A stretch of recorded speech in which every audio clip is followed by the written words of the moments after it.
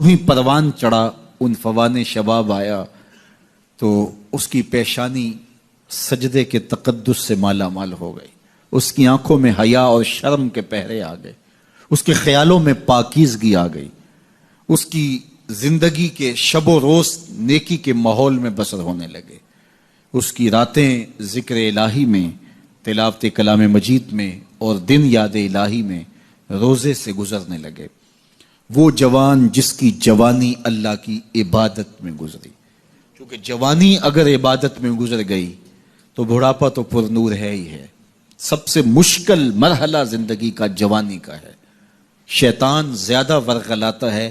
کسی شخص کو جب وہ جوانی کے مرحلوں سے گزر رہا ہوتا ہے۔ تو جس کی جوانی خیریت کے ساتھ گزر گئی اور اس نے اپنی جوانی کے تقدس کو محفوظ رکھ کے منزل تک پہنچا لیا، اپنی عصمت کے جوہر کی حفاظت کی، اپنی آبرو کو لٹنے نہیں دیا، اپنی آنکھوں کی شرم و حیا پر پہرے بٹھائے اور آنکھ کو برباد نہیں ہونے دیا اور اپنی زندگی کے تقدس کا پہرا دیا، تو جو جوان اپنی جوانی کو خیریت کے ساتھ گزار گیا۔ کسی نے کہا تھا نا، کتاب زیست کا ایک اور باب ختم ہوا، شباب ختم ہوا، ایک عذاب ختم ہوا۔ تو جوانی جس کی منزل تک پہنچ گئی خیریت کے ساتھ، عافیت کے سائے میں۔ مشکل تو بڑا ہے جوانی کو منزل تک لے جانا، خیریت کے ساتھ، داغدار نہ ہونے دینا، جوانی کے تقدس کو رسوا نہ ہونے دینا،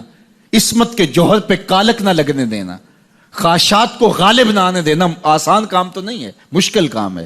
لیکن اگر کوئی مشکل کاٹ گیا، جوانی کے تھوڑے سے ایام میں گزار گیا، اللہ اکبر۔ حضرت شیخ ختلی کہتے ہیں، داتا گنج بخش علی حجویری علیہ رحمہ کے مرشد ہیں، الدنیا یوم ولنا فیہا صوم۔ وہ کہتے ہیں دنیا ایک دن ہے، ہم روزہ رکھ کے گزار رہے ہیں۔ تو روزہ رکھ کے سارا دن گزر ہی جاتا ہے، دوپہر بھی آتی ہے گزر جاتی ہے،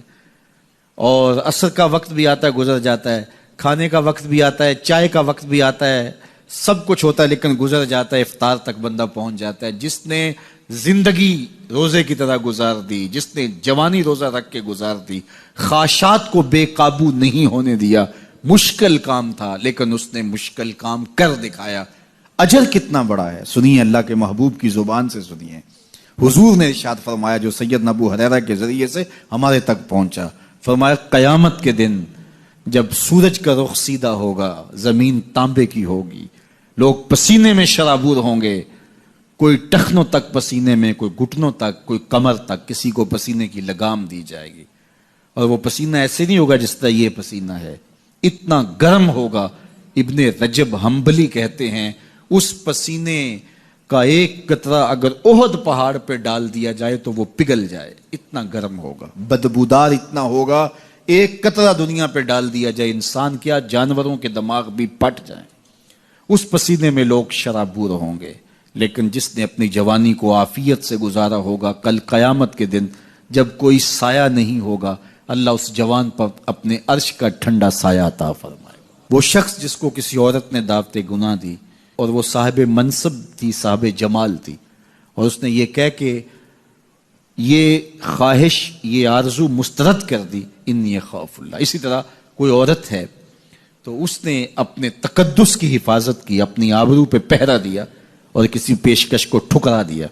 تو فرمایا قیامت کے دن جب کوئی سایہ نہیں ہوگا، اللہ اسے بھی اپنے عرش کا ٹھنڈا سایہ دے گا۔ کیسا سخت دن ہوگا، اور وہ کس اعزاز میں ہوگا، کس تکریم میں ہوگا۔ یہ تو 4 دن 10-20 سال ہیں، اور وہ 50,000 سال کا ایک دن، پھر اس کو اللہ کا